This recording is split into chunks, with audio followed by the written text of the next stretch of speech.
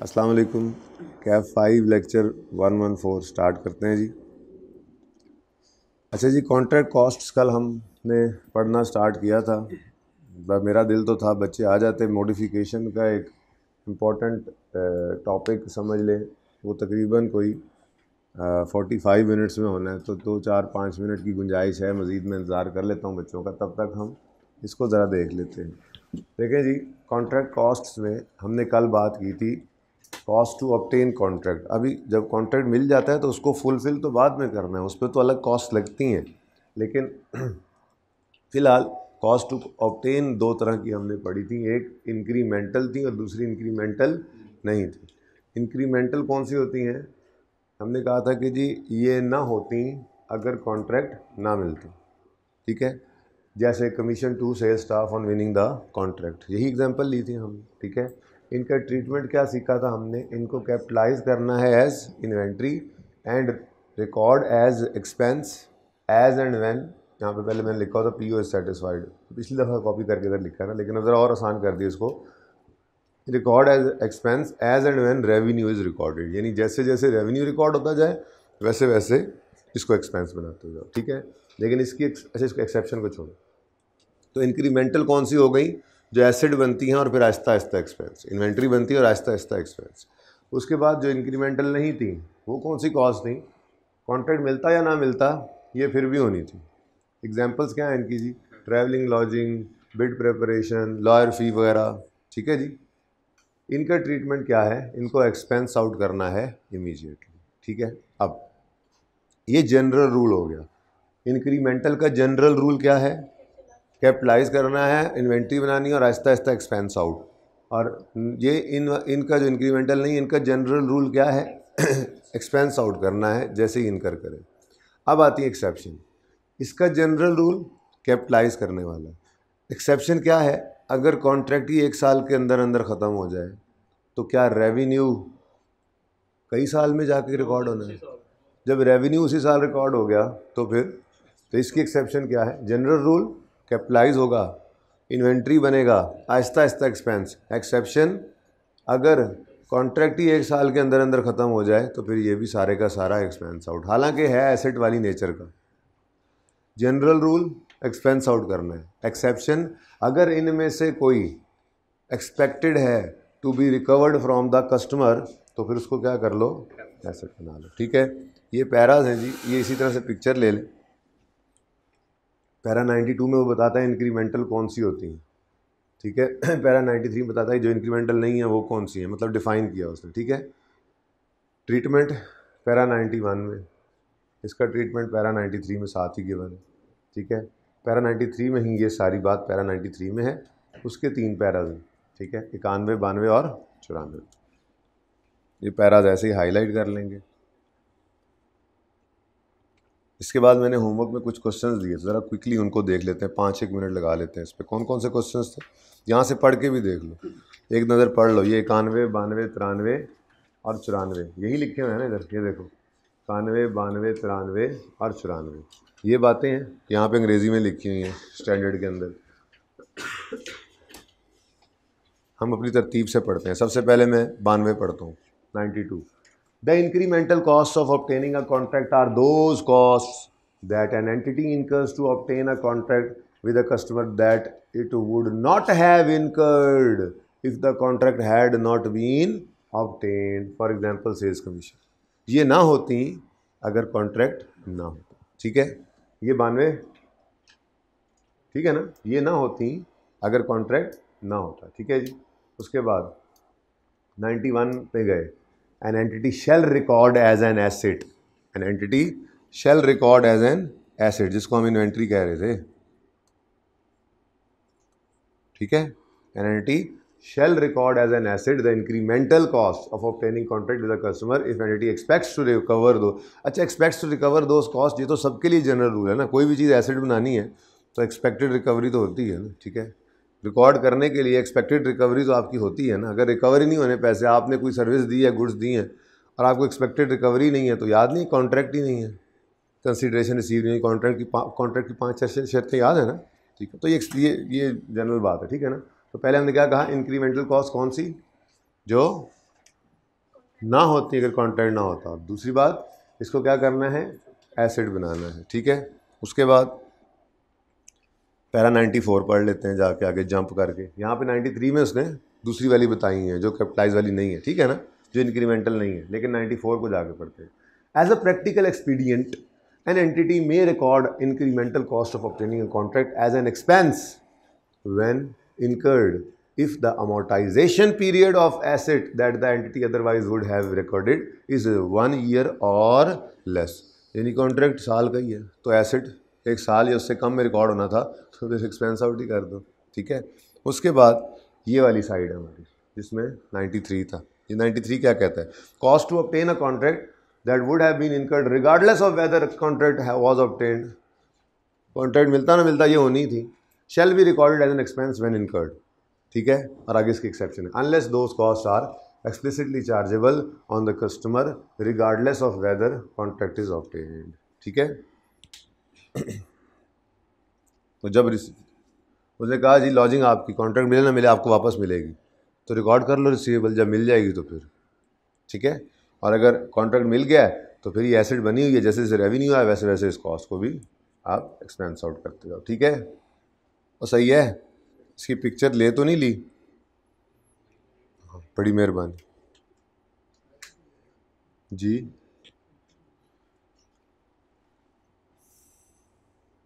और कौन कौन सी एग्जांपल्स थी ज़रा बताना, क्वेश्चन कौन।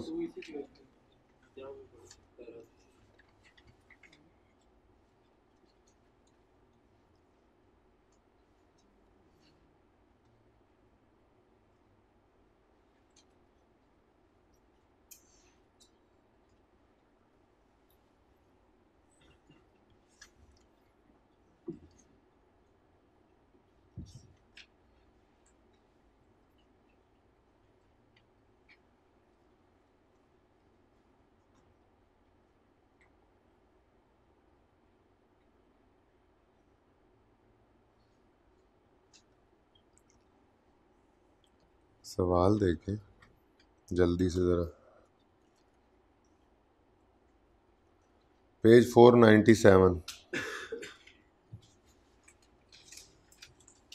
ये होमवर्क में दिया था ना, गोलियां कराते उस्ताद को, ये भी तो होमवर्क में दिया था जी। Q builder signed a contract on यकम January 22 for construction of a house for a customer in 5 years, 5 साल में। साथ ही उसने बता दिया the contract the performance obligation is satisfied over time. देखो 5 साल पे होना भी ओवर टाइम को, अब हमें पता है 5 साल पे भी कॉन्ट्रैक्ट फैला हुआ है तो ओवर टाइम को नहीं ये निशानदेही कर रहा, खामखा में देखना पड़ता है 3 चीज़ें, या तो ये साइमल्टेनियसली कस्टमर रिसीव और कंज्यूम कर रहा है, या फिर इन्हांस कर रहा है जो सेलर एसेट वो साथ साथ उसके कंट्रोल में आ रहा है कस्टमर के, या फिर स्पेशलाइज्ड एसेट है और right to payment till date वो ले सकता है, कस्टमर नहीं टर्मिनेट करेगा वरना गड़बड़ हो जाती है, ठीक है। ये सारी चीज़ें देखनी पड़ती हैं अब। तो 5 साल पे कॉन्ट्रैक्ट तो मतलब ये नहीं कि ओवर टाइम है, लेकिन उसने बता भी दिया कि ये ओवर टाइम ही है, होगा कोई उन शराइत में से कुछ शराइत पूरी हो रही होंगी। अब सवाल ने खुद बोल दिया तो फिर हमें ढूंढने की ज़रूरत नहीं है। अच्छा, following is the detail of initial contract cost. 2000 was incurred on, क्या करेंगे इसका, क्या करेंगे, 2000 incurred on preparation of bid, expense out करेंगे, ठीक है जी, expense out. 3500 and 2500 was incurred on travelling and accommodation, 3500 भी एक्सपेंस और 2500 भी एक्सपेंस। हाँ आगे बढ़ते हैं। For 2 engineers to visit and present the proposed construction, the customer has agreed to pay for accommodation। यानी ये 2500 जो है माजरत खां है, हम माजरत खां हैं, ये एसेट है, ठीक है, कैपिटलाइज ये लोग, ठीक है जी। आगे 4000 was paid to sales representative for winning और अरेंजिंग द कॉन्ट्रैक्ट, ये क्या है जी, ये भी क्या है, कैपिटलाइज होने वाला। Annual sales bonus were paid to employees, यार ये ना ये ऐसे ही उन्होंने बीच में एक चीज़ घुसा दी है, एनुअल सेल्स बोनस का इस ताल्लुक ही कोई नहीं, इस कॉन्ट्रैक्ट से ताल्लुक ही कोई नहीं है, वो तो एनुअली मिलता है, ठीक है, और सही है। तो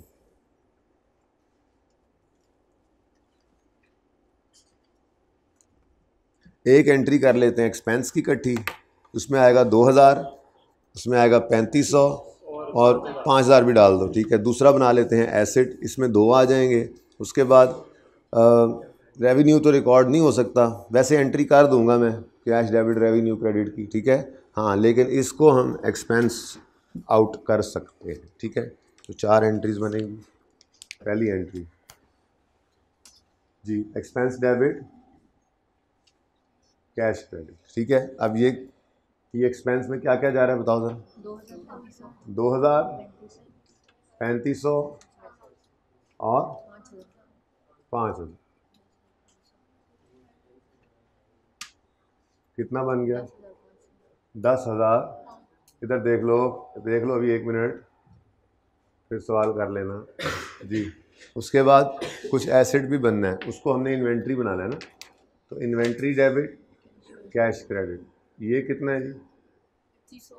2500 और 4000 जी, 6005।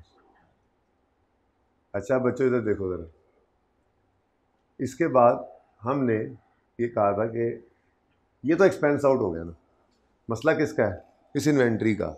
इसके बारे में क्या रूल बनाया है? जैसे जैसे रेवेन्यू रिकॉर्ड करो वैसे वैसे इसे एक्सपेंस बनाओ। अब रेवेन्यू रिकॉर्ड करने के लिए कोई और परसेंटेज स्प्लीशन निकालने के लिए कोई सर्वेयर का बता देता, कॉस्ट कुछ बता देता, कुछ ऐसा होता, हम उसको निकाल सकते थे। तो ऐसी कोई चीज़ तो गिवन नहीं है, ठीक है। तो वही टाइम प्रोपोर्शनेट करना ही रह जाता है फिर। तो अगर मैं रिकॉर्ड करता रेवेन्यू तो मैं एंट्री करता कैश डेबिट रेवेन्यू क्रेडिट, और वो एक तो रेवेन्यू की अमाउंट भी नहीं गिवन, ठीक है, रेवेन्यू की अमाउंट होती कोई, ठीक है, जितना भी है रेवेन्यू, उसको हम क्या करते 1/5 यही करते ना, हाँ, लेकिन वो अमाउंट का पता कोई नहीं है। लेकिन ये मैंने इसलिए कर दिया ताकि किसी अगले सवाल की तैयारी हो जाए, ठीक है। असल में तो इस वक्त कॉन्सेप्ट पढ़ रहे हैं ना कॉन्ट्रैक्ट कॉस्ट का, और उसके बारे में हमने कहा था कि ये जो इंक्रीमेंटल होती है इन्हें इन्वेंट्री बनाओ और जैसे जैसे रेवेन्यू बुक करो वैसे वैसे। तो अगली एंट्री वही है जो हमने सीखी है, कौन सी भला? कॉस्ट ऑफ रेवेन्यू डेबिट और इन्वेंट्री क्रेडिट। अब ये कितनी है? कॉस्ट ऑफ रेवेन्यू में, देखो रेवेन्यू में जितना जाना उतना ही कॉस्ट ऑफ रेवेन्यू में, याद आ रहा है? तो इन्वेंट्री कर लो या कॉस्ट कर लो इनटू, बोले ये तो बड़ा है ना, 6500 जी, ठीक है। सर अगर एक कॉस्ट हमें रिकवरी हो जा रही है कस्टमर से, तो फिर हम उसे एसेट क्यों बनाते हैं? वो तो हमारा एक्सपेंस है ही। ये हमारा एक्सपेंस है ही नहीं, फिर एसेट क्यों बनाते हैं? सर वो ये हमें किसी से रिकवर तो नहीं होनी ना, ये हमने खर्चा ही किया ना, इसके अगेंस्ट कैश दिया है, उसके अगेंस्ट सर्विस दी हुई है, मतलब एक कॉन्ट्रैक्ट है ना भाई, उसके ऊपर बनना है एक्सपेंस ही, लेकिन कहीं से देखो हमारा एक्सपेंस है ही नहीं, हमें जब कॉस्ट ही रिकवर हो गई तो उसकी भाईजान जो कॉन्ट्रैक्ट के अंदर कॉस्ट इनकर हो रही होती है उसके अगेंस्ट रेवेन्यू तो आ रहा होता है, फिर अगर रेवेन्यू अगले दिन दे ही देना तो कोई कॉस्ट रिकॉर्ड ही नहीं करते हम। ये तो नेचुरल काम है, मतलब खुद सोचो ना कि मैंने एक बिल्डिंग बनानी है, बिल्डिंग के पैसे जी उसने दे देने हैं, तो कोई एक्सपेंस रिकॉर्ड ही नहीं करता, फिर तो किसी बात है यार। देखो हमने बिजनेस में से जो खर्चा भी करना है ना, ठीक है, अगर वो खर्चा फ़ौरन फ़ायदा दे चुका है तो एक्सपेंस है, और अगर उसने आहिस्ता आहिस्ता फ़ायदा देना है तो आज एसेट बनाओ, बनना उसने भी एक्सपेंस है, बनना उसने भी एक्सपेंस है। तो सिर्फ इतना सा फ़र्क है कि इसको फ़ौरन एक्सपेंस बना लिया, ठीक है, लेकिन इसको कहा यार ये रेवेन्यू के साथ साथ एक्सपेंस बनाएंगे, इसको फैला दिया है, ठीक है ना।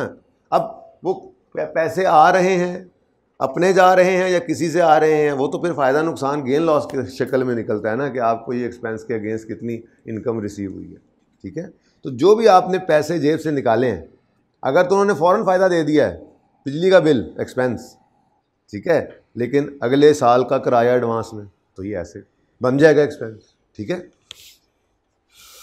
बाल सिंपल रख यार, मैं ना सोचा कर। अच्छा जी अकोमोडेशन वाली, वो कह रहे हैं अकोमोडेशन वैसे तो एक्सपेंस है, लेकिन चूंकि आगे उन्होंने लिख दिया है the customer has agreed to pay for the accommodation expenses even if contract is not awarded.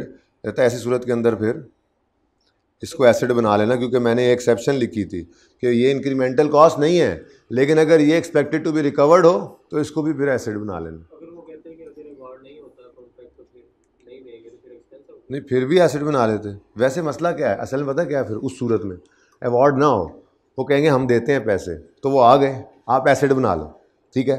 उसके बाद कॉन्ट्रैक्ट है, कॉन्ट्रैक्ट है, बोलो कॉन्ट्रैक्ट है। आप कह रहे हो नहीं मिला, फिर कह रहे हो यस सर।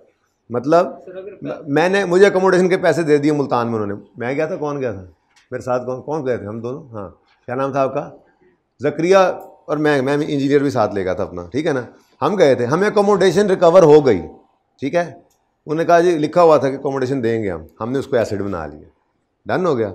अब इस एसिड को Aahista Aahista over the revenue recording, over the contract, जैसे रेवेन्यू रिकॉर्ड हो वैसे इसको करना है। अब कॉन्ट्रैक्ट है ही नहीं, तो फिर उसी वक्त रेवेन्यू, यानी अगर एक्सपेक्टेड टू बी रिकवर्ड है और कॉन्ट्रैक्ट अवार्ड नहीं हुआ तो बस फिर वो पैसे मिल गए, वो आपकी इनकम है। फिर सही है, या एक्सपेंस रिकॉर्ड ना करो, ऐसे करना चाहिए, उधर एक्सपेंस रिकॉर्ड करो, उधर से इनकम रिकॉर्ड कर लो, ख़त्म कर लो। फिर एसेट वाला चक्कर ही ना रहता, कॉन्ट्रैक्ट ही नहीं मिला, कॉन्ट्रैक्ट होगा, रेवेन्यू आहिस्ता आहिस्ता होगा, ये एक्सपेंस आहिस्ता आहिस्ता बनाएंगे, वो चक्कर ही कोई नहीं, बस ठीक है। मत तंग करो ऐसे ही खाम खा। कौन सा सफ़ा था, कौन सा सफ़ा था? नहीं, नहीं जहाँ पे लिखा हुआ था ये, हाँ 462 ही था, बहुत आगे नहीं।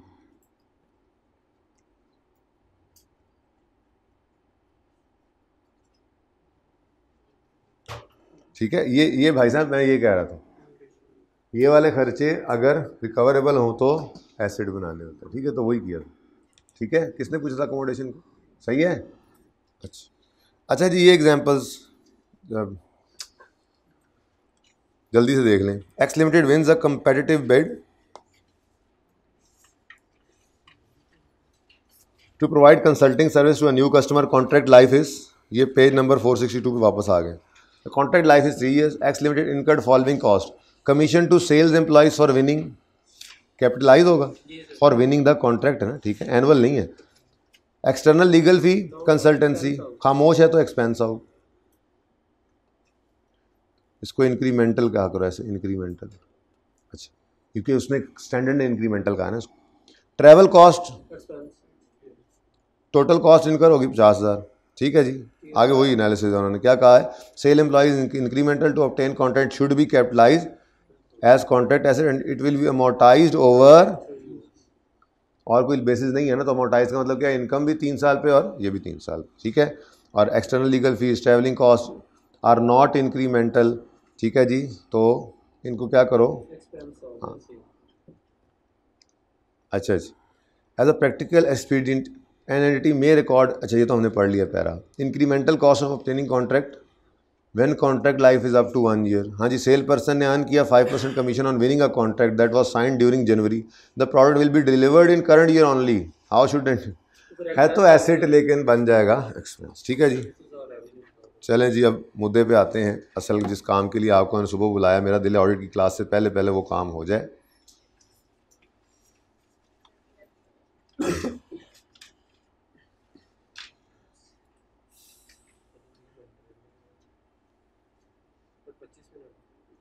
चार 421 नंबर सफ़े पे आए।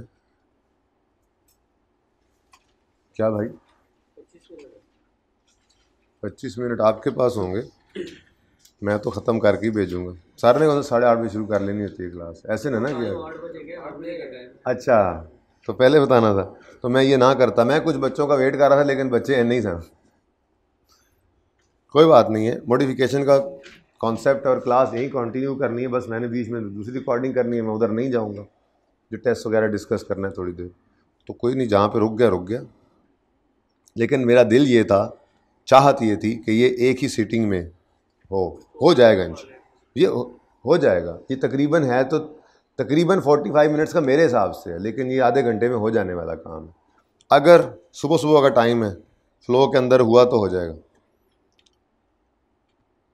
अच्छा बच्चों, आज हमने जो कॉन्सेप्ट पढ़ना है वो है मॉडिफिकेशन का। मॉडिफिकेशन का मतलब क्या है, ओरिजिनल कॉन्ट्रैक्ट चल रहा है, और फिर कोई चेंज आ गई, ठीक है। ज़रा पढ़ें सवाल को, पेज नंबर 421 पे है।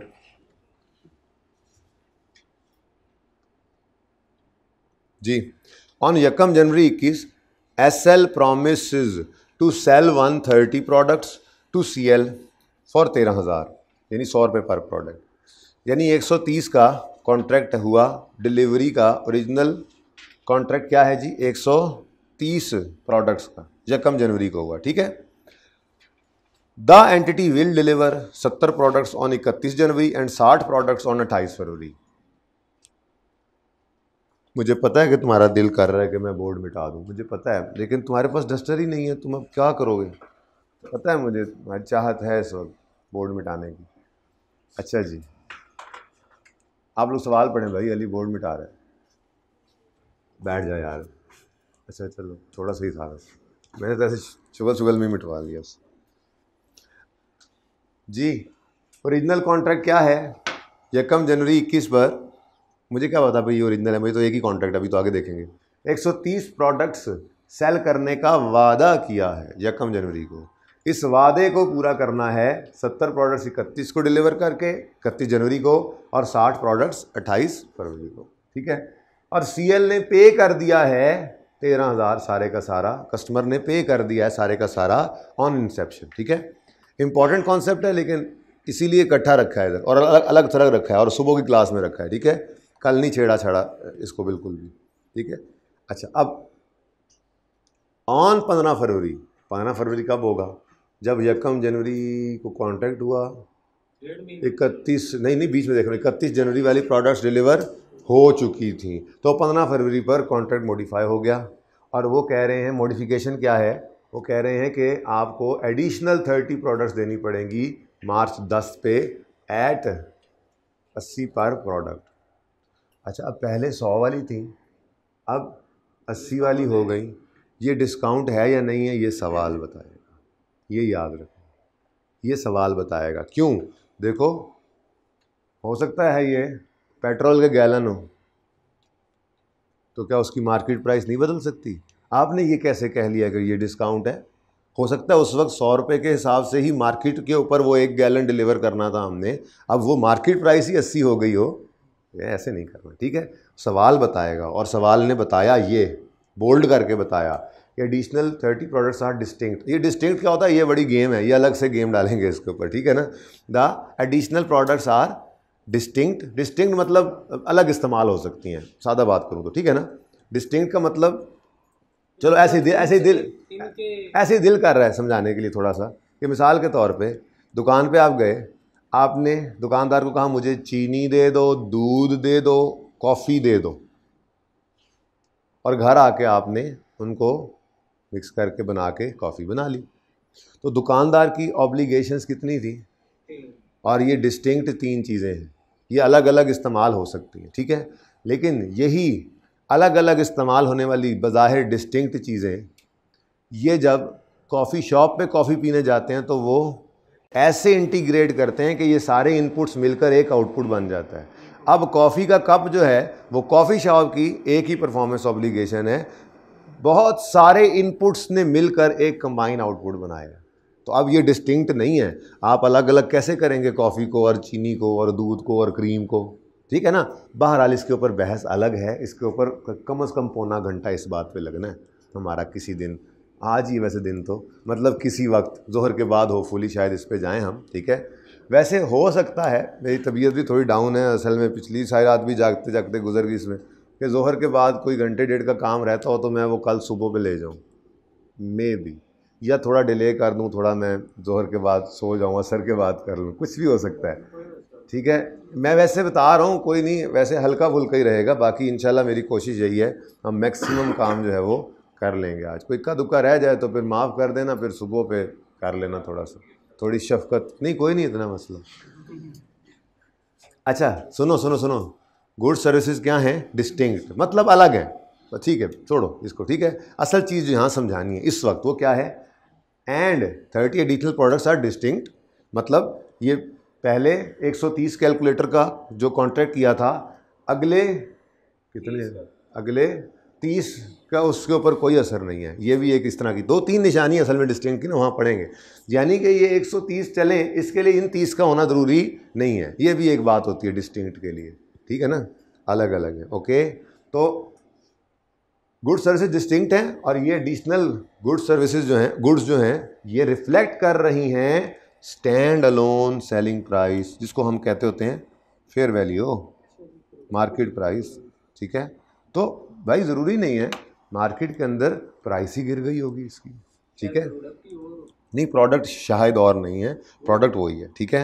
अच्छा, बहरहाल हमें इससे क्या, अब एक छोटा सा ना हमने एक छोटी सी वर्किंग कर लेनी है, जिसमें हम इस तरह से ओरिजिनल कॉन्ट्रैक्ट 130 का, फिर उसमें से डिलीवरी हो गई 31 जनवरी को, इस तरह छोटी सी ना एक हम वो बना लेंगे रेकन्सिलिएशन की सी क्वांटिटीज़ के अंदर, ताकि हम आसानी से एंट्रीज कर सकें, ठीक है। तो 130 प्रोडक्ट्स 1 जनवरी को आई, इसमें से 70 डिलीवर हो गई, बाकी कितनी थी 60, लेकिन उसके डिलीवर होने से पहले 15 फरवरी को मॉडिफिकेशन आ गई, 30 और ऐड हो गई ऑर्डर में। अब कितनी हो गई 90। अब 90 जो हैं वो कैसे डिलीवर हुई हैं, 60 31 जनवरी को और 30 10 मार्च को 30 भी चली गई, ठीक है जी, सही है। तो ये छोटी सी एक रेकन्सिलिएशन बनाएंगे हम, इसको वर्किंग कह लिया करेंगे। जब भी कभी मॉडिफिकेशन आए सवाल में, छोटी छोटी चीज़ें ना बस ज़हन में रखनी है। डिस्काउंट वाउचर आए तो क्या करना है, हाँ जी, प्रोडक्ट लिखनी है, डिस्काउंट वाउचर लिखना है, प्रोडक्ट की प्राइस और ट्रांजैक्शन प्राइस डिब्बे में टोटल में लिख लेनी है, फिर डिस्काउंट वाउचर की मार्केट प्राइस खुद निकालनी है, कितना डिस्काउंट देंगे, कितने % चांस है उसके आने का, डिस्काउंट कितना है, याद आ रही हैं बातें। फिर उससे ट्रांजैक्शन प्राइस निकालनी है, फिर कॉन्ट्रैक्ट लायबिलिटी। उसके बाद जब बारी आनी है डिस्काउंट देने की तो 3 स्टेप्स हैं। 3 स्टेप्स कौन कौन से थे, मुझे तो भूल गए, आपको याद हो शायद। सबसे पहले कॉन्ट्रैक्ट लायबिलिटी को डेबिट करेंगे, फिर कैश रिकॉर्ड करेंगे और बैलेंसिंग रेवेन्यू, ठीक है। इस तरह से छोटी छोटी बस टेक्निक्स याद रखनी है इसमें। ऐसे ही मॉडिफिकेशन आ गया सवाल में तो क्या करना है, ये छोटी सी वर्किंग करनी है।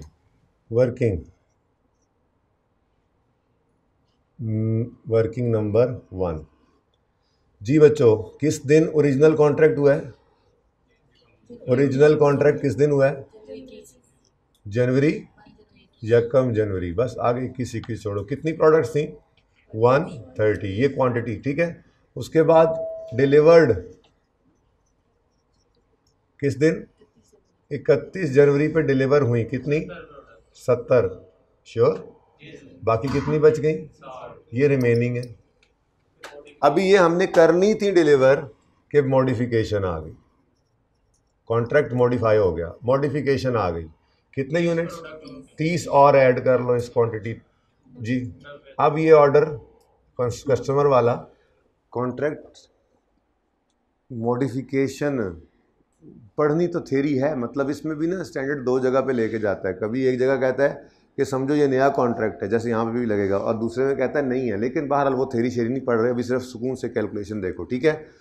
मॉडिफिकेशन होने के बाद, मॉडिफिकेशन किस दिन हुई है, 15 फरवरी को, क्योंकि ये ना असल में ओरिजिनल कॉन्ट्रैक्ट वाले दिन पहले सारे पैसे आए हैं। फिर मॉडिफिकेशन के दिन भी मैंने आपको पढ़ाया नहीं, उधर लिखा हुआ था उसने कि CL paid additional amount on modification date, तो डेट वगैरह लिखते रहो, बस इसी छोटी सी वर्किंग से हमारा काम हो जाएगा जी। फिर क्या हुआ जी, हाँ, डिलीवर्ड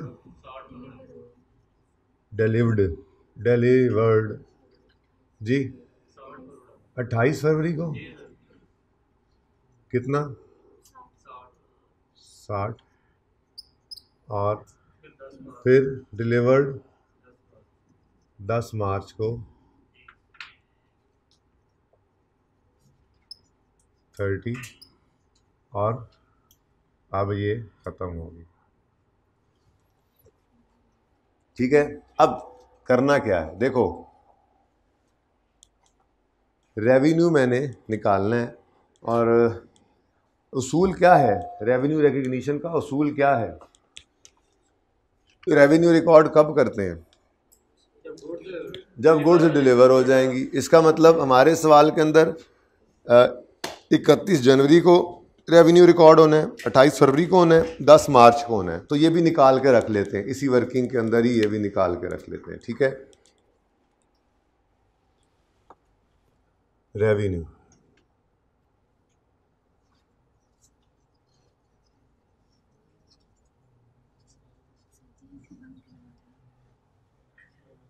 एसी बंद कर दें जी एक।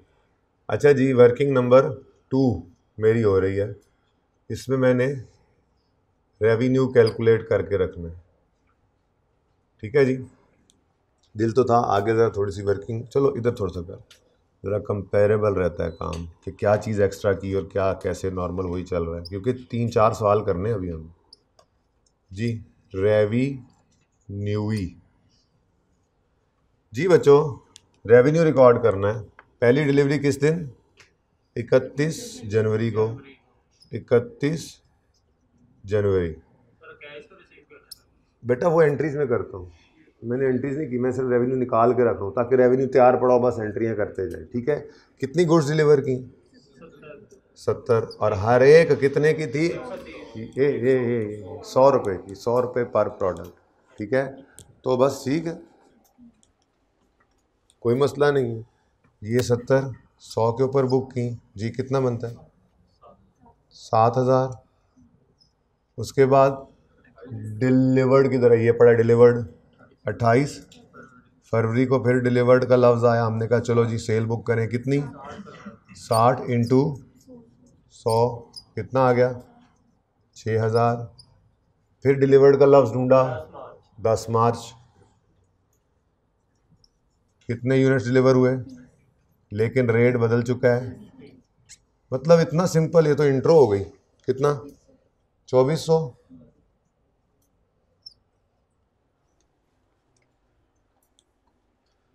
तो ये पहला सिनेरियो जो है ये तो इंट्रो ही है। ठीक है, अच्छा अब एंट्रीज करनी है। सबसे पहले 1 जनवरी 21 है, 1 जनवरी 21 पर कैश आया। एंट्री क्या करोगे?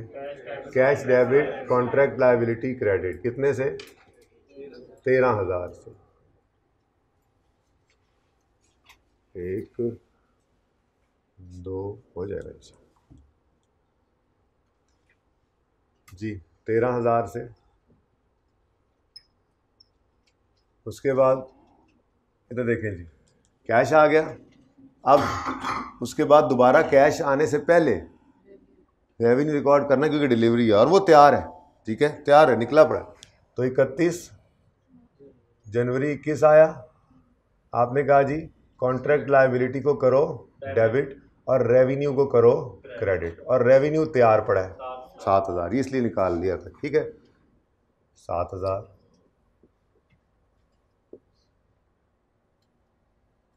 कॉन्ट्रैक्ट मॉडिफाई हुआ है, ऐसे लगता है हुआ ही नहीं ये वाले केस में। ठीक है जी, उसके बाद फिर क्या हुआ? अच्छा, अगली डिलीवरी 28 फरवरी को है, लेकिन उससे पहले कुछ हुआ था। कब? 15 फरवरी को। 15 फरवरी को कॉन्ट्रैक्ट मॉडिफाई हो गया और इन्होंने कुछ पैसे और दे दिए जी, कैश डेबिट। जाहिर है अभी चीज़ें तो भेजी कोई नहीं है, तो कॉन्ट्रैक्ट लायबिलिटी क्रेडिट जी 2400। और फिर 2 अदर डिलीवरीज हैं।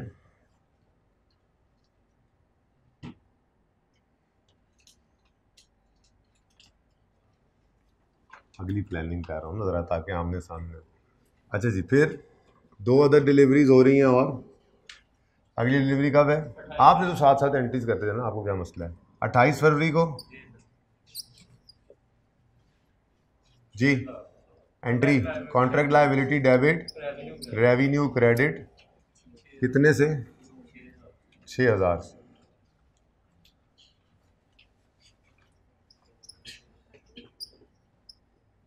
और उसके बाद आखिरी डिलीवरी हो गई 10 मार्च 21 पर जी, कॉन्ट्रैक्ट लायबिलिटी डेबिट और रेवेन्यू क्रेडिट 2400 से।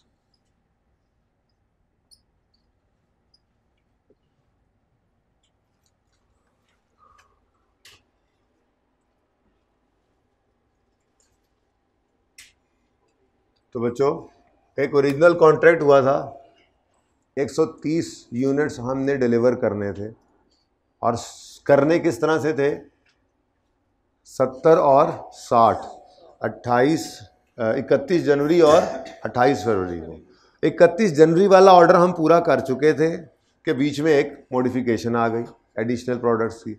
उसने साथ ही कहा ये एडिशनल प्रोडक्ट्स जो हैं ये एक तो डिस्टिंक्ट हैं, वो तो बात की बात है। दूसरा मार्केट प्राइस इनकी है, ये 80 इनकी मार्केट प्राइस है। तो हमने कहा ठीक है, हमने कहा जी स्टेप 1 तो ये करना है, क्वांटिटीज़ के साथ खेल लेना है, ठीक है। स्टेप 2 में रेवेन्यू कैलकुलेट करके रख लेना। उसके बाद तो फिर बहुत सिंपल वाली एंट्रीज़ हैं, कोई मसला ही नहीं इनमें आपको होना चाहिए, ठीक है। तो सही है,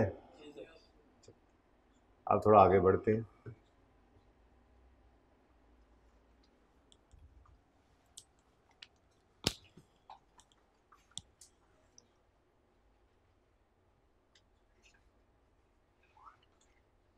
क्वेश्चन नंबर 2, ऑन यकम January 21 SL promises to sell 130 products, CL 130,100, the entity will deliver 70 products, 31 January 60 products, 28 CL paid 30,000, on 15 February contract is modified to require। सारा सवाल वही है, मकसद कहने का ये है कि सारा सवाल वही है, द एडिशनल 30 प्रोडक्ट्स। लेकिन अगली बात जो भाई ने खुद से कह दी थी, सवाल बताता है, the additional 30 products are distinct but do not reflect. यार एक गड़बड़ हो गई, ऊपर हेडिंग बनानी चाहिए थी, यहाँ पे हेडिंग नहीं बनाई, ठीक है। तो यहाँ पे हेडिंग बना रहे हैं कि क्या है जी, ये क्या है, डिस्टिंक्ट है, distinct and reflects stand alone price, ठीक है जी। ये पहला केस हमने पढ़ा कि मॉडिफिकेशन हो और जो गुड सर्विसेज हैं कॉन्ट्रैक्ट के अंदर वो डिस्टिंक्ट है और प्राइस जो है वो स्टैंड अलोन सेलिंग प्राइस है, ठीक है। इधर डेट क्या थी जी, यकम जनवरी, ठीक है ना। ये ज़रा डेट मैंने गायब कर दी, माजरत। ठीक हो गया जी, और सही है, चले। अच्छा जी, अब अगला केस शुरू होता है, वर्किंग 1। अब ये क्वेश्चन ही अलग है, ठीक है ना। ये कौन सा क्वेश्चन है, ये कौन सा क्वेश्चन है, 1, ठीक है। अब हम करने लगे हैं क्वेश्चन नंबर 2। इसकी हेडिंग क्या बन रही है, डिस्टिंक्ट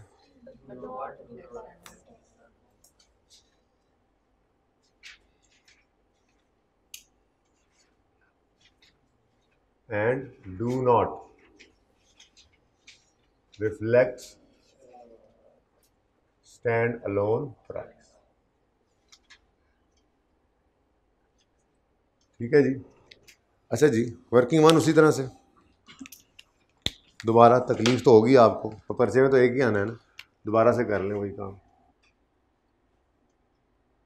जी। वर्किंग 1,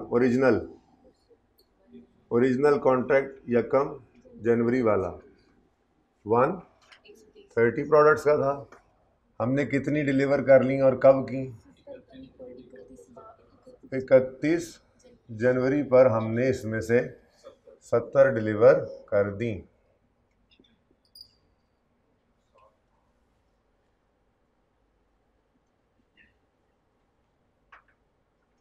चलो 130 और 70 जी, 60 रह गई।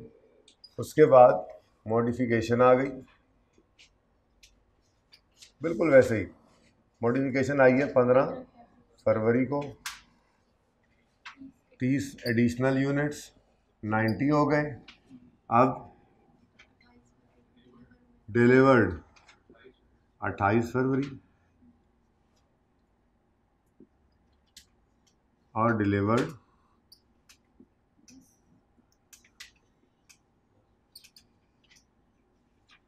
10 जी, 60 और 30,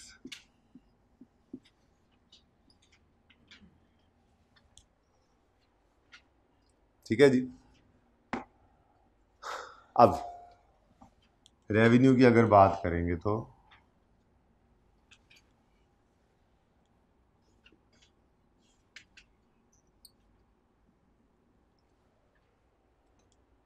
इकतीस जनवरी को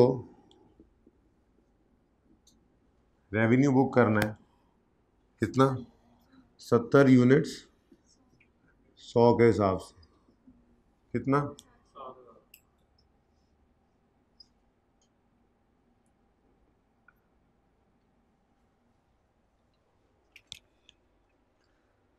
अब मसला ये है कि स्टैंडर्ड कहता है ये जो आपने एडिशनल प्रोडक्ट्स 80 की दी हैं ये डिस्काउंट है, मार्केट प्राइस नहीं है, ये मार्केट प्राइस नहीं है। इसका मतलब ये है कि पिछले कॉन्ट्रैक्ट की वजह से ही आपने इसको इसमें डिस्काउंट दिया होगा। होता है ना भाईजान, पहले भी तो ऑर्डर दिया हुआ है, अब एडिशनल ऑर्डर है, चलें थोड़े से और पैसे छोड़ दें। तो सवाल ने बता दिया सिचुएशन, तो सवाल ने कह दी स्टैंड अलोन प्राइस नहीं है। अगर ऐसी सूरत हो जाए तो फिर हमें यहाँ पर एक एवरेज प्राइस निकालनी पड़ेगी, क्योंकि हम अब ये कहेंगे चलो जो हुआ सो हुआ, जो हुआ सो हुआ, अगली दोनों डिलीवरीज जो हैं उनके लिए एक एवरेज प्राइस निकालते हैं, क्योंकि ये जो डिस्काउंट हमने दिया है ये पिछली प्रोडक्ट्स की वजह से ही दिया है, मार्केट में रेट नहीं गिरा, इस कस्टमर को हमने डिस्काउंट दिया है। तो स्टैंडर्ड कहता है ऐसी सूरत के अंदर जो होना था वो तो हो गया, लेकिन अगली दोनों सेल्स 100 और 80 पे नहीं करनी, बल्कि दोनों के लिए एक एवरेज रेट निकालो। ठीक है, अब वो एवरेज रेट कैसे निकालेंगे, यहाँ पे हम एक वर्किंग किया करेंगे। ये हमारी वर्किंग 2 थी ना, ये वर्किंग 2 थी, चलो मैं तरतीब नहीं छेड़ता, मैंने नई वर्किंग मुतारिफ करा दी मार्केट में, वर्किंग 3, जिसके अंदर मैंने कहा जी कि मैंने मज़ीद अभी 60 + 30 डिलीवरीज़ करनी है। 60 डिलीवरीज़ का रेट तय हुआ है 100 और 30 का रेट तय हुआ है 80, तो ये वेटेड एवरेज रेट निकल आएगा कितना जी, बोले 93.33। अब ये एवरेज रेट है, इसके ऊपर अगली दोनों सेल्स को रिकॉर्ड करो, क्योंकि आपकी जो ये डिस्काउंट वाली बात है ये स्टैंडर्ड को हज़म नहीं हो रही है कि आपने इसको डिस्काउंट दिया है, तो ये पिछले पुपी का लड़का थोड़ा ही था, पिछले कॉन्ट्रैक्ट की वजह से ही आगे आपने डिस्काउंट दिया होता है। ठीक है, तो इसके लिए एवरेज प्राइस निकालें, और कुछ भी नहीं है, बस ये काम हुआ है। अगला काम वही है, 28 फरवरी को 60 प्रोडक्ट्स हैं, लेकिन हाँ 93.33 पर इन्हें रिकॉर्ड करना है जी। बोले 50 600 और 10 मार्च को 30 प्रोडक्ट्स 93.3 कितना 28। भाई गौर फरमाएं, रेवेन्यू उतना ही है, रेवेन्यू कितना है 13,000 जमा 2400, कितना बनता है टोटल, कितना बनता है 15,000, इसका टोटल करके देख लो, तो रेवेन्यू उतना ही है, सिर्फ थोड़ा सा, मतलब वैसे तो एक साल में रहते हुए टोटल रेवेन्यू भी फ़र्क नहीं पड़ना। हाँ, लेकिन अगर यहाँ पे मेरा ईयर 28 फरवरी होता तो फिर यहाँ और यहाँ के रेवेन्यू में फ़र्क पड़ जाता ना थोड़ा सा। ठीक है, बहरहाल आपको तो कैलकुलेशन से कहना मकसूद है। ठीक है, अब एंट्रीज कर लें इसकी जी, कोई एंट्री में फ़र्क नहीं आया, ये इतने आसान वाले केसेस थे। ठीक है जी, यकम January 21 cash debit contract liability credit कितने से 13,000। उसके बाद जी 31 जनवरी 21 पर गुड्स डिलीवर हुई हैं, 31 जनवरी पर रेवेन्यू रिकॉर्ड करो, कॉन्ट्रैक्ट लायबिलिटी, ये सीएल कॉन्ट्रैक्ट लायबिलिटी है, contract liability debit revenue credit 7,000 से, और मॉडिफिकेशन की कोई एंट्री नहीं है, कोई मॉडिफिकेशन की एंट्री कोई नहीं है, बस उसका असर हमारे रेट के ऊपर पड़ गया हुआ, वो हम देख लें, रेवेन्यू पहले ही निकाल लिया। बहरहाल 15 फरवरी को क्या हुआ है जी, मॉडिफिकेशन हुई है, तो कैश तो आ गया ना, cash debit contract liability credit कितने से 2400 से। ठीक है जी, और उसके बाद 28 फरवरी है,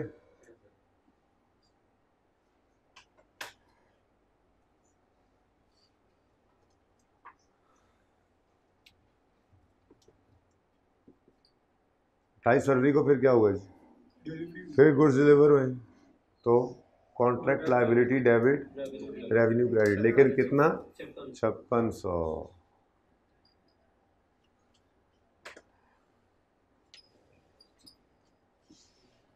और फिर जी बस आखिरी डिलीवरी 31 मार्च 10 मार्च,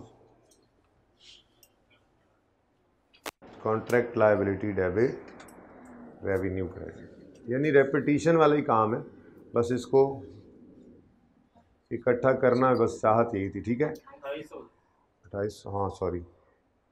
अच्छा इधर देखें, ये एक चौथा केस भी है, लेकिन मैं 3 केस करवा के आपको फिर ऑडिट की क्लास में भेज दूंगा। ठीक है जी। और चौथा केस जो है वो ये बोर्ड यहीं पर ही लिखा रहेगा, हम इसको नहीं छेड़ेंगे, हम तब तक जो है वो छोटी मोटी कोई पैटी इश्यूज जो हैं वो कर लेंगे, उनकी रिकॉर्डिंग फिर आपके लिए अलग से कर लेंगे। ठीक है ना।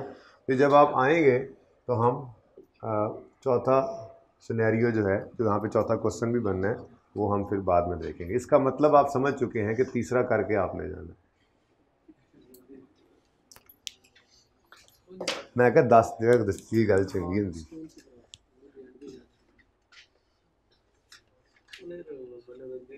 भाई ज़रा चेक तो करें, वैसे आसिफ साल क्लास शुरू हो गई, चेक करके आए ज़रा। और वहाँ पे ना आप बैठ जाइएगा थोड़ी देर, और जब से सर आए फिर आप आके बता दीजिएगा। ठीक है। अच्छा जी, गुड्स डिस्टिंक्ट थी लेकिन स्टैंड अलोन प्राइस नहीं थी। गुड्स डिस्टिंक्ट थी, स्टैंड अलोन प्राइस भी थी, चक्कर ही कोई नहीं, इंट्रो वाली एंट्रीज। गुड्स डिस्टिंक्ट थी लेकिन स्टैंड अलोन प्राइस नहीं थी। हमने कहा यार बस इतना सा ध्यान रख लो, ये डिस्काउंट ऐसे ही हर किसी को तो नहीं मिल रहा। ठीक है, मार्केट में तो हर किसी का तो रेट नहीं कम हो गया, 80 रुपये पे आ गया, इसी कॉन्ट्रैक्ट के अंदर इसी कस्टमर को क्यों मिला है? जाहिर सी बात है, पिछले कॉन्ट्रैक्ट की वजह से ही आपने डिस्काउंट दिया होगा ना। उसने कहा होगा भाजन 130 पहले चीज़ें मंगवाई हैं तो और मैंने आपको ऑर्डर दिया है, यार कुछ तो डिस्काउंट बनता है ना। आपने कहा चल यार तुम्हें 10 रुपये छोड़े, 20 रुपये छोड़े, तो वो उस कॉन्ट्रैक्ट की वजह से चूके होता है। तो हम कहते हैं अच्छा जो होना था वो तो हो गया, लेकिन आइंदा के लिए पिछले वाले कॉन्ट्रैक्ट पर भी इस डिस्काउंट के असरात डालो, क्योंकि ये डिस्काउंट ऐसे अलग थलग नहीं खड़ा हुआ, ये बेसिकली उस कॉन्ट्रैक्ट की वजह से ही नॉर्मली होता ही ऐसे। ये नॉर्मल अजम्पशन के ऊपर चल रहा है ना काम। नॉर्मली ऐसे ही होता है कि अगर मार्केट प्राइस से कम पे आपने कोई एडिशनल चीज़ें दी हैं तो इसका मतलब क्या है? आपने पिछले ऑर्डर की वजह से उसको नए ऑर्डर पे डिस्काउंट दिया है, तो फिर पिछले को भी इसका असर डालो, सारा इसी को क्यों डाल रहे हैं? तो ये चक्कर होता है एवरेज। लेकिन 93 क्यों है? ये नज़र आ रहा है 93 क्यों निकला रेट? वेटेड एवरेज है 93 क्यों? 100 के ज़्यादा नज़दीक क्यों है? ये 80 और 100 की एवरेज, ये 100 वाले यूनिट्स ज़्यादा थे। ठीक है, इसलिए वेटेड एवरेज करते हैं। ओके, अच्छा जी, क्वेश्चन नंबर 3। क्या कह रहे हैं भाई? नहीं, ये इतनी तो काउंटिंग के अंदर हैं बातें यार, माफ़ कर दो। अच्छा, ये ना समझा करो कि मैं अपना आजमाता रहता हूँ जो तैयारी कर रहा हूँ उसको आगे, ऐसी कोई बात नहीं है, ये ऐसे ही है। लेकिन पहले जो करता था बच्चे उसको नहीं इस तरह समझते थे, अब समझने लगे। On 1 January 21 SL promises to sell 130 products to CL for 13,000. The entity will deliver the additional 30 products are अगर डिस्टिंक्ट नहीं है ना तो अगली बात पे जाना ही नहीं है, मैं पढ़ता ही नहीं हूँ, लिखा हुआ लिखा रहे, उससे आगे कहानी बदल गई है। अगर गुड्स डिस्टिंक्ट ही नहीं है, गुड्स अगर डिस्टिंक्ट ही नहीं, डिस्टिंक्ट पे तो मैंने वैसे कहा पौना घंटा लगना है हमारा, आज में आधा घंटा पौना लग ही जाता है। ठीक है, गुड्स डिस्टिंक्ट ही नहीं है तो आगे नहीं जाना, स्टैंड अलोन प्राइस है नहीं है इसको छोड़ो। ठीक है, क्या है जी? Goods are not distinct. उन्होंने पूरी बात, neither distinct nor stand alone price. ठीक है, मैं कह रहा हूँ गुड्स डिस्टिंक्ट नहीं है तो आगे जाओ ही ना, गल ही मुक गई थे। ठीक है, गुड्स आर नॉट डिस्टिंक्ट। अब सब काम वैसे ही चलना है, यानी क्वांटिटेटिव काम तो बिल्कुल वैसे ही चलना है, लेकिन चलो वहाँ तक तो कर लें जहाँ तक मामला चलता है, फिर आप लोग खुद ही बताएंगे मुझे। लो जी, क्वेश्चन नंबर 3 चल पड़ा। क्वेश्चन नंबर 3 में क्या है जी? ओह, डिस्टिंक्ट ही नहीं है। ओए होए होए, बड़ा खतरनाक मामला हो गया। Good services are not distinct, ठीक है। और यार सारा काम वैसे ही है, शुरू तो करो अल्लाह का नाम लेके। वर्किंग वन ज़रा ऊपर करके लिख लो, ज़रा जगह बच जाएगी जी। ओरिजिनल कॉन्ट्रैक्ट किस दिन हुआ है? 1 जनवरी को। कितना? 130 आइटम्स का है। जैसे देखो ना, आहिस्ता आहिस्ता आगे आ रहे हैं, जगह खुली होती जा रही है। पहले बंदा ज़रा कफ़ायत शुआरी से काम कर रहा होता है, फिर थोड़ी जब बचत हो जाती तो फिर थोड़ा खुला हाथ हो जाता है, ठीक है ना। तो जी, ओरिजिनल के बाद डिलीवर्ड, मतलब कि मॉडिफिकेशन आए तो अब इतनी प्रैक्टिस हो गई है कि याद रह जाएगा कि क्या करना होता है। क्वांटिटेटिव बनाएं, उसके बाद जब भी फिर रिवीजन करनी है तो ऐसे ही बस इन 3 सवालों को कर लेना है। चौथा तो वैसे ही ऑलरेडी क्लास के बाद करना है, ठीक है। तो 3 सवालों को कर लेना है। अच्छा, अभी तक आमिर नहीं आए, पता है ना आपको, मतलब सर भी नहीं आए, तो चौथा भी हो सकता है, कोई पता नहीं, हो जाए जी। 60। उसके बाद मॉडिफिकेशन आ गई। मैं मॉडिफिकेशन 15 फरवरी, ओके जी। 30 एडिशनल प्रोडक्ट्स, तो कितना हो गया? 90 डेली वेरिड और डेली वेरिड। 28 फब और 15 नहीं 10 में।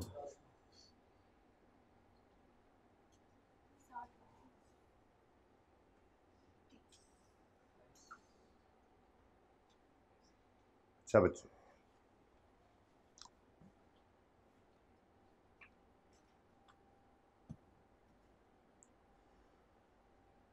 वर्किंग 2 हम करते थे रेवेन्यू, ठीक है, ठीक है जी। सबसे पहले तो 31 जनवरी वाला रेवेन्यू लिख लेते हैं। कितने? 70 और 100 के हिसाब से। ये तो मतलब मॉडिफिकेशन तो बाद में आ रही होती है ना, इसको एक बार लिख तो लो, फिर देखते हैं क्या करना। 70 इंटू 100 जी, 7।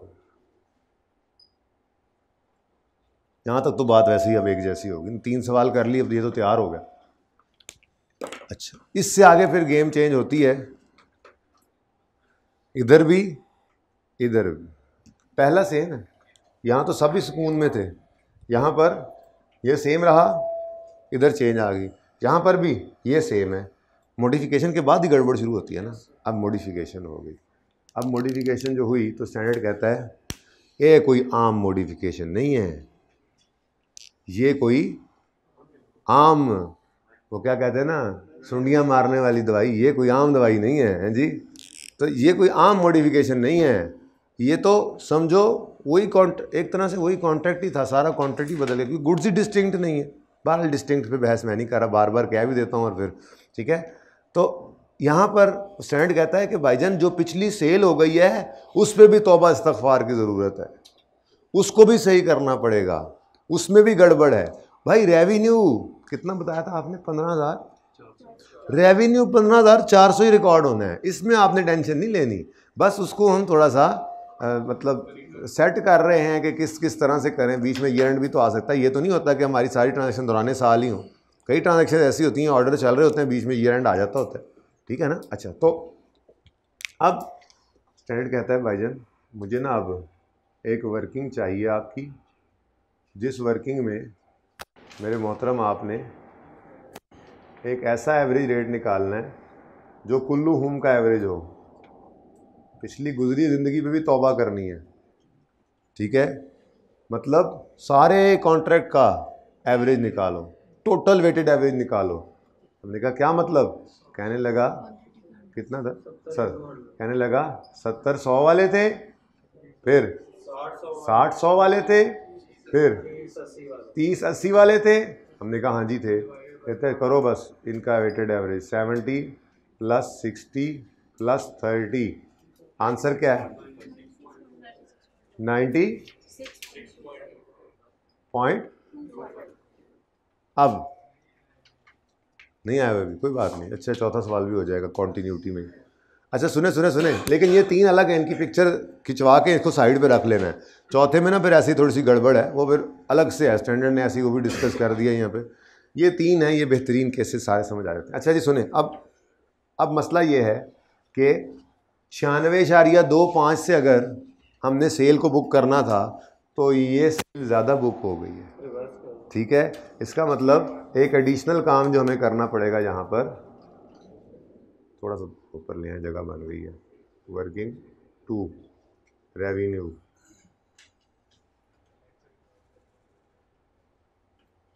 रेवेन्यू कितना था जी इधर लिखा हुआ 31 जनवरी, नहीं वो उसी तरह से पूरा लिख लेना। अच्छा अब इधर देखो बच्चों, क्या हुआ है, हुआ ये है कि गुड्स डिस्टिंक्ट नहीं है, इसलिए जो हो गया सो हो गया नहीं कह सकते, बल्कि पिछले गुनाहों पे भी तौबा करनी पड़ेगी, ठीक है, सही है। अब तौबा का तरीका क्या है कि जो पहले गुनाह हो गए उस पर माफ़ी मांगे। गुनाह क्या हुआ है, सेल ज़्यादा बुक हो गई है, अब उसको क्या करना पड़ेगा, रिवर्स करना पड़ेगा, ठीक है। अब वो रिवर्स किस दिन खड़े होके करना है, हाँ ये पहली बार आया, ठीक है, बल्कि यूं करते हैं,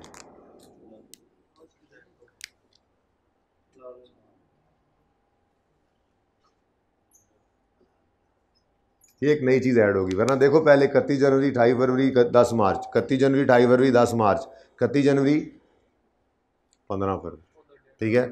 अब इस दिन क्या करना है, रेवेन्यू को कुछ करना है। अच्छा अब रेवेन्यू को क्या करना, हो सकता है रिवर्स करना, हो सकता है रिकॉर्ड करना हो, लेट्स चेक इट आउट।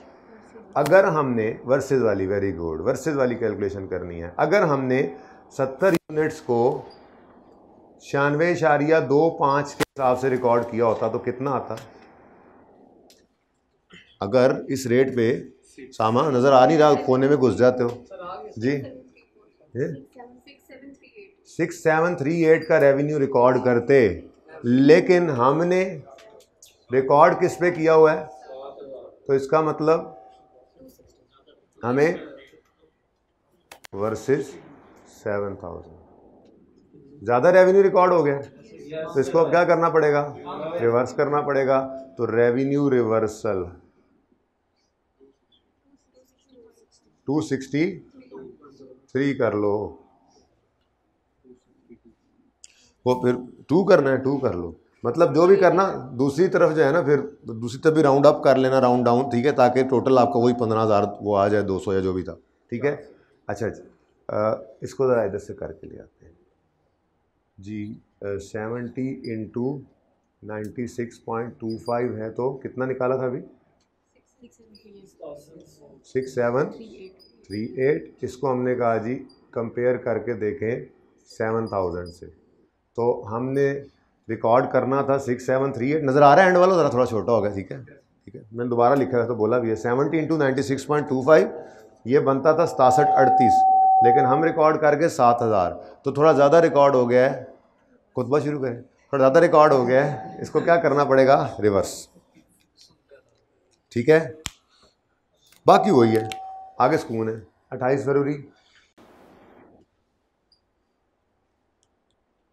फरवरी को बोलो 60 डिलीवर हुए, लेकिन भाई अब रेट एक ही है, अब बाटा रेट है, अब फिक्स प्राइस जी 5775, और 10 मार्च पर कितने 30 इंटू 96.25 2888, ठीक है जी। आप बेशक अगेन चेक कर लो, रेवेन्यू टोटल उतना ही है, तो ये अगर सुबह सुबह वाला ना होता लेक्चर और इसमें इकट्ठा ना होता तो मसला हो जाना था, लेकिन देखो कितना अच्छा समझ आ गया, सुबह का वक्त ही बड़ा बरकत वाला होता है, ठीक है। 15,401, 1 रुपया यार मुझसे ले लेना तुम, अब लेने ना आ जाना तुम, तो ऐसे हो जी बेटा, 1 मिनट दे दे मुझे, मैं लकीर लगा लूँ। आमिर भाई नहीं गिर गए, आमिर भाई वेट में हैं, सर नहीं आए अभी तक। आप लोग बच्चे, आप लोग जल्दी आ गए ना, आप लोगों को मैंने जल्दी बुलाया था, उस्ताद तो कभी नहीं लेट होता, आपको पता, क्योंकि कभी भी ऐसा नहीं हुआ उस्ताद के आने से पहले क्लास शुरू हो गई हो, आज बच्चों ने क्लास शुरू कर दी उस्ताद के आने से पहले। आज की ताज़ा खबर, बच्चों ने उस्ताद के आने से पहले, और आमिर भाई आ गए, सर आ गए। चलो मैं ज़रा स्कोर करवा ही देता हूँ, वैसे अभी तो सर थोड़ा सा सेट कर रहे होंगे कंप्यूटर से।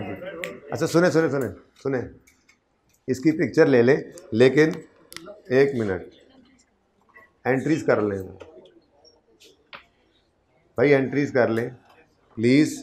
मैं इसको यहीं छोड़ूंगा और फिर अच्छा है ज़रा बीच में ब्रेक आ गई है तो चलो ब्लेसिंग से ही सर का आना। सुने एंट्रीज यकम भाई मत बोलो ना उसामा, मैं बोल रहा हूँ कि यार चुप कर जाओ। Cash debit contract liability credit 13,000 से।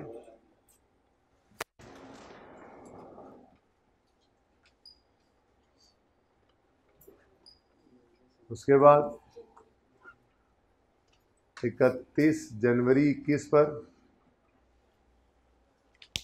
अली 31 जनवरी 21, अच्छा साथ ही मैंने कहा शायद नींद आ गई जी। 31 जनवरी 21 पर सेल रिकॉर्ड करो, contract liability debit revenue credit, कोई तो चलेगा 7,000 से। यार दानिश को बुला लें। उसके बाद हाँ, आज 15 फरवरी पे सिर्फ पैसे नहीं आ रहे, आज कुछ आपने रिवर्सल ऑफ रेवेन्यू भी करना। तो वो जो मैं इतनी ज़्यादा जगह छोड़ के आ रहा था ना, सिर्फ इसीलिए छोड़ के आ रहा, ठीक है, ताकि कंपैरिजन के अंदर हम देखें अच्छा इसमें सिर्फ ये फ़र्क हुआ है, ठीक है। तो 15 फरवरी 21 पर पहले क्या करो, पहले मॉडिफिकेशन हुई है ना, तो पिछली गलत सेल को मैं वैसे ही ज़रा, वैसे फ़र्क नहीं पड़ता, पहले कैश ले लो फ़र्क नहीं पड़ता, लेकिन मैं ज़रा यूँ कहना चाह रहा हूँ आपको, देखो यार एक ऐसा हादसा हुआ है जिसकी वजह से पिछली सेल भी गलत हो गई है, पहले पिछली गलती में माफ़ी मांगो फिर अगला कैश रिकॉर्ड करो। ये मैं इसलिए कह रहा हूँ ताकि आपको याद रह जाए, वरना पहले कैश लिखो इक्वली गुड, ओके। लेकिन मैं कहता हूँ नहीं यार, ये एक मॉडिफिकेशन हुई है इस दिन और उस वजह से मुझे रिवर्सल करना पड़ रहा है। अब रिवर्सल करना है रेवेन्यू का, रिकॉर्ड करते हैं तो contract liability debit revenue credit, reverse करना है तो इतनी सी बात है, रेवेन्यू डेबिट ये रिवर्सल हुआ और कॉन्ट्रैक्ट लायबिलिटी क्रेडिट 262 से, ठीक है। और अब वो रूटीन वाला काम अपना, और इस दिन आके इसने अगले पैसे भी पकड़ा दिए। वो कितने हैं जी, कितने हैं?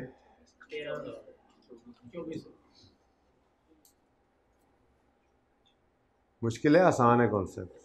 हाँ शुक्र करो, सुबह का टाइम था, ओके। उसके बाद जी बाकी सब रेवेन्यू निकल आता है, सामने पड़ा होता है तैयार।